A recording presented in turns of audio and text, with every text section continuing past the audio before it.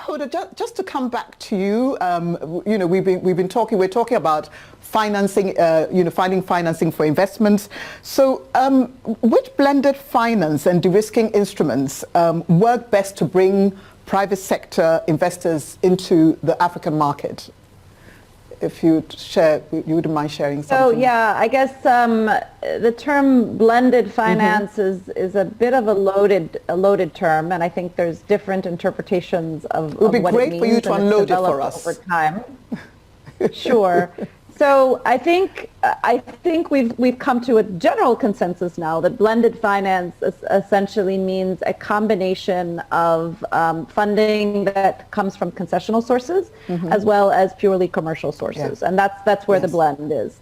I think so there's been a number of examples of this on the continent and that are still being developed, particularly for the larger kind of transformational infrastructure projects that need some kind of viability gap funding in order to make them bankable.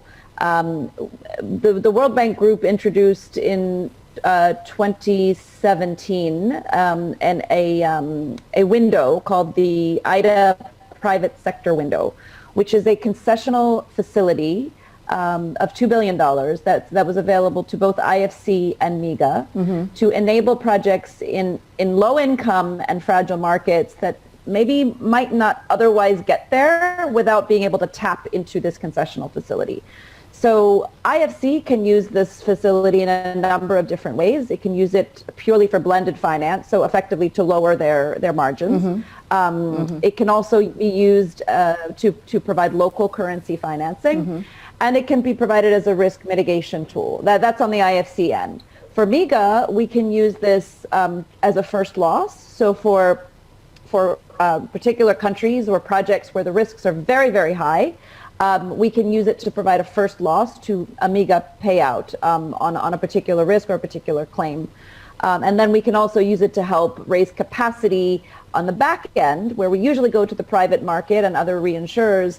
If there's lack of capacity, then we can utilize the private sector window for that.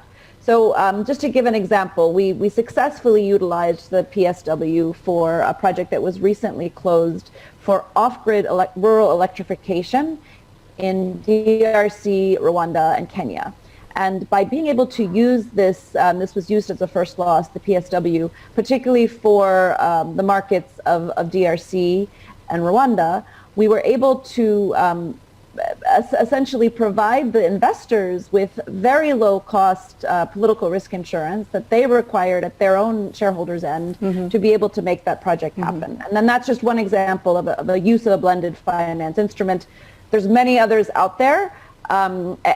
And I think that, you know, we have to be very careful because this is the blended finance concept is really using subsidies, typically donor subsidies or government subsidies, to fund projects that wouldn't otherwise be commercially viable on their own. So it's really important to look at that level of subsidy and are we distorting the market, and to find the proper level at which those subsidies need to come into play and can come into play for the most developmental and sustainable projects.